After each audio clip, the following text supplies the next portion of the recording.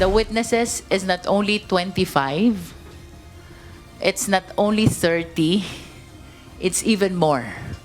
Naisumiti na sa Senate Impeachment Court ang pre-trial brief ng House Prosecution Panel para sa impeachment trial ni Vice President Sara Duterte.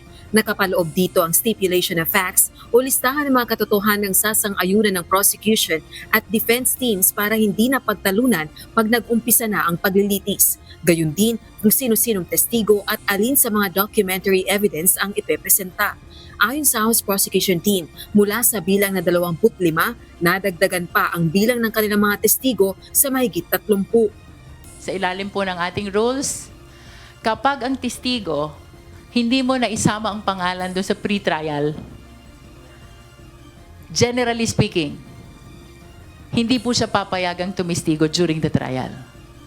And that is why, as a matter of rule, lahat ng testigong isasalang mo, dapat yung pangalan isumiti mo during the pre-trial conference. And their names must be included in the pre-trial brief. We are also allowed to make a reservation of witnesses as long as we are able to give a description of the witness and the purpose for which they will be presented.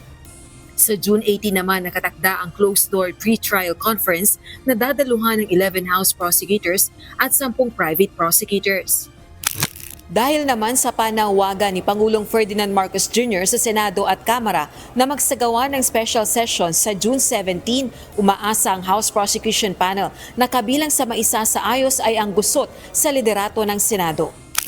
Mahalagaan nilang matuldukan na ang usaping ito bago pa mag-umpisa ang paglilitis kay VP Duterte.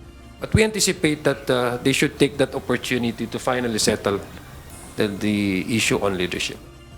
We are apprehensive that we might encounter another constitutional issue because we will be starting the trial and there is no duly elected Senate President. Sana ma-address na yon para wala nang apprehension ng House about another possible constitutional issue to be raised in the Supreme Court. Patuloy na kinikilala ng House Prosecution Panel ang pamumuno ni Acting Senate President at Senate President Pro Tempore Sherwin Gatchalian. Samantala, naniniwala ang House Prosecution Panel na dapat ibaba ang conviction threshold sa VP Duterte impeachment trial. Nakasaad sa konstitusyon na walang sino mang impeachable official ang maaaring mahatulan liban kung may pagsang-ayon ng 2/3 ng lahat ng miyembro ng Senado. Sa kasalukuyan, 24 ang bilang ng mga senador, subalit nakadetine si Senator Jinggoy Estrada sa kasong plunder at graft. Samantalang nagtatago naman si Senator Ronald Bato de la Rosa sa gitna ng arrest warrant sa kanya ng International Criminal Court. Kabilang sa mainit na usapin ngayon kung ano ang conviction threshold para sa impeachment trial kay VP Duterte sa gitna ng kinakaharap na kaso ng iba pang senador.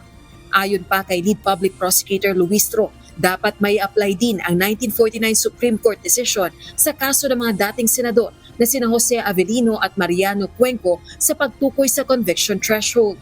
Kung ang ating senador ay nakakulong, nagtatago, nasa ospital, or nasa abroad, ito yung tinatawag ni Avelino versus Cuenco na beyond the coercive power of the Senate.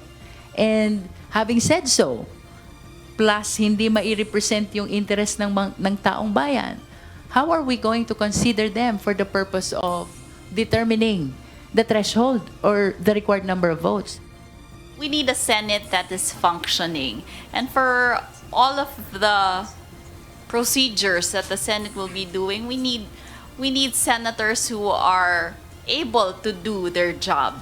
And if one is hiding, purposefully hiding from not only his job but from the people, then he shouldn't be included in the number when we count whether this is for quorum purposes or whether this is for the determination of conviction.